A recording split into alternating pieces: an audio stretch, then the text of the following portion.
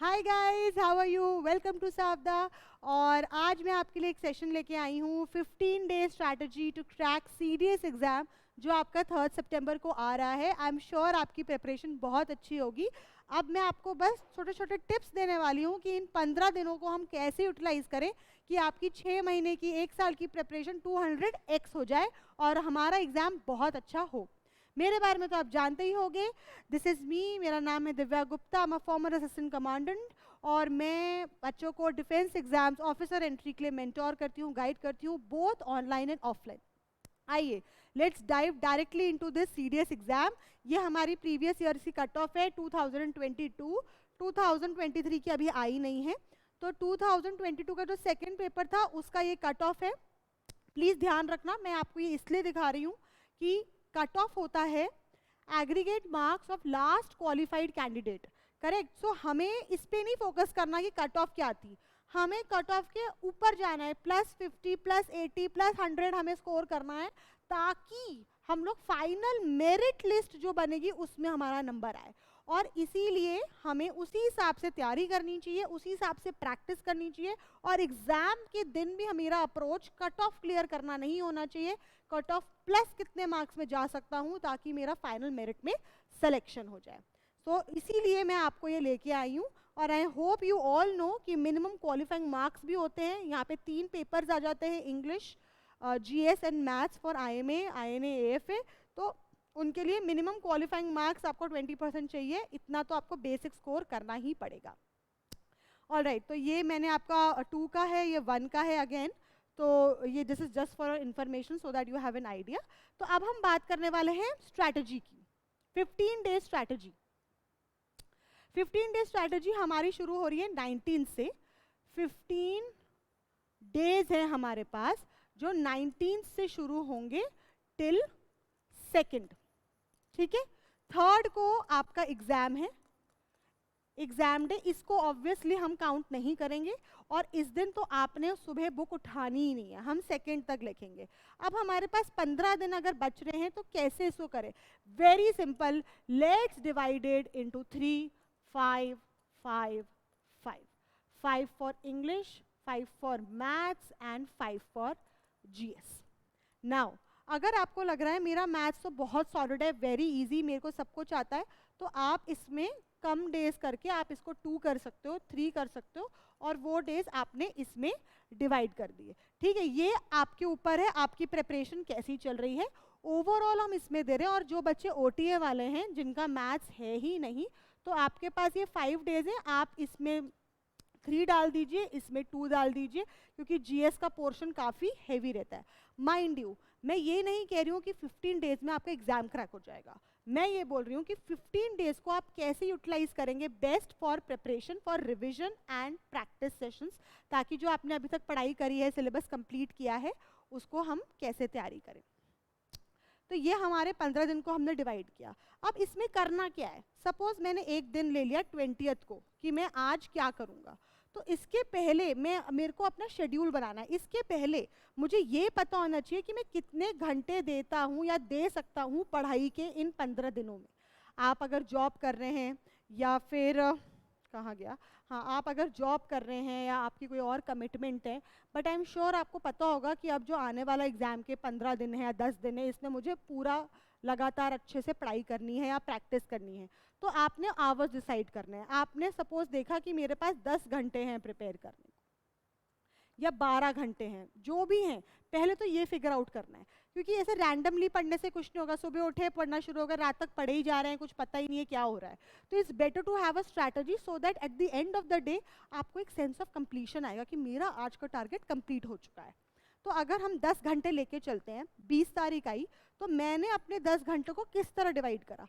मैंने उसको for example सुबह उठ के, मेरी अगर if I am a morning person, मैं सुबह उठ के अच्छा पढ़ सकती हूँ, मैंने सुबह के 3 घंटे 6 और 2 और 2, 6, 7, 8, 9, 10, आप चाहो तो 2 को 1, 1 कर सकते हो, डिपेंडिंग ऑन यू। तो सुबह उठ के मेरे से पढ़ाई बड़ी अच्छी होती है, तो मैंने इसमें अपनी हिस्ट्री रिवाइज कर ली, इसमें मैंने अपनी ज्योग्राफी रिवाइज कर ली। रिवाइज कोई नया सब्जेक्ट नहीं पढ़ना, नया टॉपिक नहीं पढ़ना, रिवाइज का मतलब आपने अगर कोई नोट्स बनाए होंगे, ठीक है, कोई नोट्स लिखे होंगे छोटे छोटे क्रिस्पी नोट्स, फैक्ट्स सारे रिवाइज कर लो, क्योंकि हमको कॉन्सेप्ट याद है, हमें कहानी आती है पूरी हिस्ट्री की, लेकिन हम फैक्ट्स भूल जाते हैं, तो आपने फैक्ट्स रिवाइज कर लिए, जो भी आपने नोट्स बनाए होंगे या आपने किसी बुक में मार्किंग्स करी होंगी इंपॉर्टेंट चीज़ें, आपने वो पढ़ ली, ऐसा, ठीक है। ये मैं बोल रही हूँ रिविजन के लिए, क्योंकि 3 घंटे में आप हिस्ट्री थोड़ी खत्म कर सकते हो। हिस्ट्री ज्योग्राफी हो गया, ठीक है। उसके बाद ये जो आपके 2 आवर्स का है, इसमें आपने लगाने mock,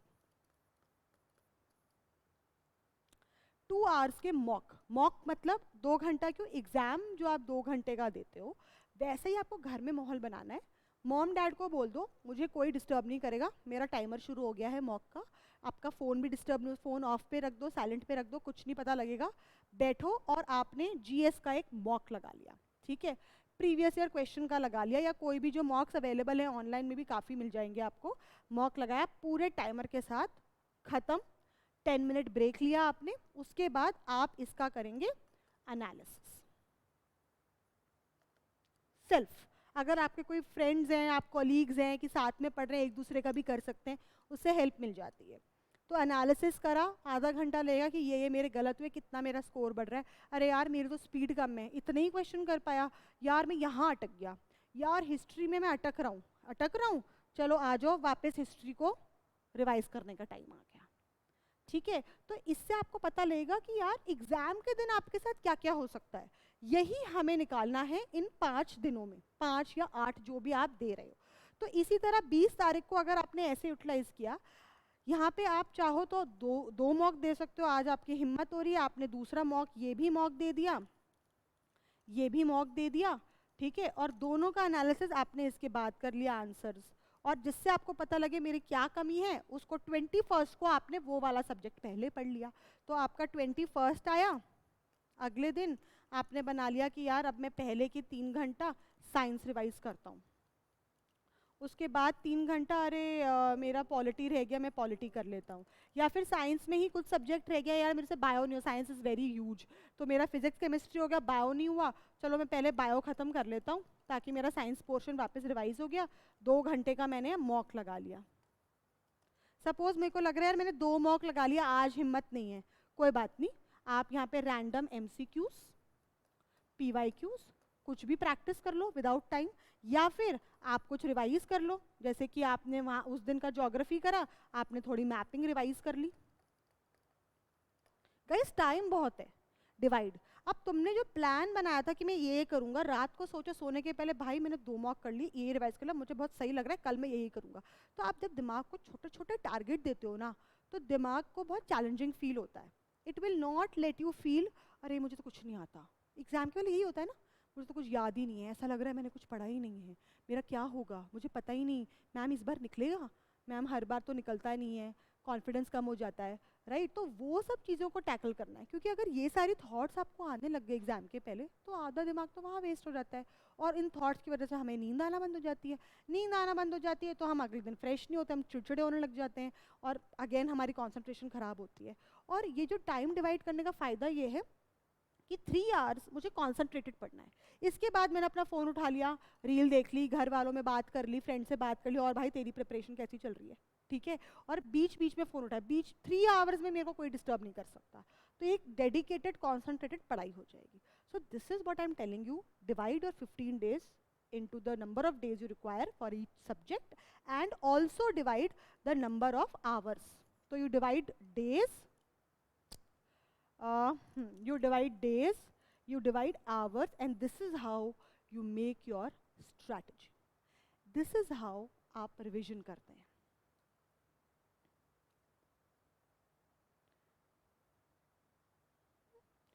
okay, no new topic, आपको कोई भी नया टॉपिक नहीं उठाना होता है, या नया सब्जेक्ट नहीं उठाना है, बिल्कुल नहीं, जितना आपने पढ़ लिया है वेरी गुड, आप उसी को रिवाइज करेंगे और बार बार पढ़ेंगे ताकि हमें वो एग्जाम के दिन याद रहे। जैसे मैंने बोला मॉक्स विद इन टाइम फ्रेम के बगैर अगर आप मॉक्स कर रहे हो और आप सोच रहे हो 5 क्वेश्चन करके मैं आंसर देख लेता हूँ, सॉरी, ये स्ट्रैटेजी बिल्कुल गलत है, it will not help you. आपको पूरा मॉक देना है। प्रैक्टिस इज की, जितना प्रैक्टिस हो सकता है उतना करो। मॉक्स, PYQ, पिछले कम से कम CDS है 2 बार होता है, NDA 2 बार होता है, तो 3-3 साल के तो 2 यार कम से कम, तो 6 सेट हो जाएंगे। तो इतना तो आपको PYQ करना ही है। रैंडम MCQs, किसी बुक के पीछे के MCQs, बहुत सारी पब्लिकेशंस है, देयर इज दिशा पब्लिकेशन, उनके क्वेश्चन की बुकलेट्स आती हैं, आप उनको करो। Multiple you have options to practice, online भी ऑफलाइन भी, सब जगह प्रैक्टिस इज इम्पॉर्टेंट। आप लोग डरते हो प्रैक्टिस करने से, यार हम कुछ रिवाइज कर लेते याद हो जाएगा, नहीं होता। ब्रेन की कैपेसिटी है, ठीक है, लेकिन प्रैक्टिस करने से आपको समझ आता है कि वेयर एम आई स्टैंडिंग। क्योंकि अल्टीमेटली उस दिन अगर आपने सॉल्व नहीं किया, एग्जाम के दिन आप नहीं कर पाए, आते हुए भी, तो कोई फायदा नहीं, राइट। सो प्रैक्टिस इज की। एग्जाम डे आपको ये बनना है, ठीक है, ये आपको ये बनना है, ठीक है। What is the difference? ये बंदा टेंशन में सोचे जा रहा है, भाई इतना पढ़ा था कुछ नहीं आया, या फिर जो आता था याद आ रहा है, आधा याद आ रहा है, नहीं हो रहा। और ये बंदा क्या बोल रहा है, भाई मैं तो फोड़ दूंगा इस बार एग्जाम, मैं अफसर बन के रहूँगा, ठीक है। तो हमें क्या बनना है, इसके लिए हमें अच्छी सी स्ट्रैटेजी करनी पड़ेगी। शांत दिमाग से सोचो, आज शाम को बैठो, give 15 minutes to yourself, think कितना टाइम, कितने दिन है, मुझे क्या क्या रिवाइज करना है, सॉर्ट आउट करो अपने ब्रेन को। टेंशन लेने से कुछ होगा नहीं, कोई तुम्हें आके बचाएगा नहीं, तुम खुद के सेवियर हो, राइट। सो एक ये, एंड एग्जाम डे में स्ट्रेस फ्री होने का मतलब ये भी है कि एग्जाम के दिन सुबह उठ के आप नहीं पढ़ रहे हैं। वो जो बच्चे होते हैं ना, सुबह सुबह बुक खोल के बैठते हैं, यार अभी इस 10 मिनट में मैं पूरा ज्योग्राफी खत्म कर दूंगी, यार तुम अपने ब्रेन पे स्ट्रेस डाल रहे हो। बेचारा ब्रेन 6 महीना 9 महीना 1 साल से पढ़ाई कर रहा है, अब उसका टाइम आया परफॉर्म करने का, है ना। तो उसको रेस्ट तो दो थोड़ा सा, ताकि वो परफॉर्म कर सके। मतलब अगर तुम रेस के लिए जा रहे हो, तुम 6 महीने से उस रेस के लिए दौड़ रहे हो, जिस दिन रेस है ऐसा तो नहीं है ना कि उसके दिन सुबह भी प्रैक्टिस करने जाओगे। भैया रेस के दिन मसल्स को रेस्ट तो मिलेगी ताकि वो परफॉर्म कर सके, correct. So this is the deal. Red alert, do not study on exam day, use elimination technique. Exam के दिन आपको एलिमिनेशन टेक्निक यूज करनी है। मतलब सारे क्वेश्चंस तो हमें आते नहीं है, अगर आप 2 ऑप्शंस एलिमिनेट कर पाते हैं, आपको सिर्फ 2 में से चूज करना है, you can take that risk and attempt that question. क्योंकि हमें नंबर ऑफ अटेम्प्ट्स नहीं होंगे तो हमारे नंबर ऑफ करेक्ट आंसर्स नहीं होंगे। बट इसका मतलब ये नहीं है कि बे धनाधन करे जा रहे हो, नेगेटिव मार्किंग बहुत बढ़ गई। If you have this confidence कि 50% मेरे एलिमिनेट हो गए हैं 2, और मेरे पास 2 ही ऑप्शंस में से राइट या रॉन्ग 50 चूज करना है, तो अब मैं अटेम्प्ट कर सकता हूँ। अगर आप यहाँ तक नहीं पहुँचे हैं, then I will not suggest to attempt it, okay. और लास्ट, OMR शीट फिलिंग। बच्चे क्या करते हैं, पूरा क्वेश्चन सॉल्व कर लिया और OMR शीट लास्ट में भरेंगे भैया। तो लास्ट में भरने में कई बार ये दिक्कत भी हो जाती है कि आपने एक भी गोला गलत भर दिया तो उसके बाद का सारा गलत हो गया। ये हो सकता है आपके साथ नहीं हुआ हो, ठीक है, बहुत अच्छी बात है, लेकिन होने के चांसेस हैं। अगर ऐसा है, उसको अवॉइड करने के लिए क्या करेंगे, आप 10 या 15 क्वेश्चंस का मार्कर बना लीजिए। इतने क्वेश्चन सॉल्व करने के बाद मैं OMR भरूंगी या भरूंगा। उससे क्या होगा, आपका ये टेंशन नहीं रहेगा कि अरे अभी तो पूरा OMR भरना बाकी है। क्योंकि अगर आप OMR में भरेंगे ही नहीं तो what will the examiner check, right. तो ये मेरे हिसाब से ये बहुत कंफर्टेबल स्ट्रैटेजी रहती है। अगर आपको लगता है नहीं मेरी अलग स्ट्रैटेजी है, मैं लास्ट में भरता हूँ, if you are fine good, but this is my suggestion, ठीक है।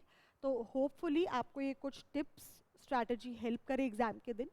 Please let me know in the comment section कि आपको ये हेल्पफुल लग रहा है नहीं, और आप किस तरह के और वीडियोस चाहेंगे, ठीक है। अभी आपको हमारे यूट्यूब पे आपको अलग अलग वीडियोस देखने को मिलेंगे। एंड अगर आप हमारे यहाँ न्यू हैं तो जल्दी से सब्सक्राइब कर लीजिए and like this session so that we can bring more and more videos for you, alright. All the best for your exam, और एग्जाम के बाद ज़रूर बताना कि आपका कैसा रहा। Thank you so much, bye bye, जय हिंद।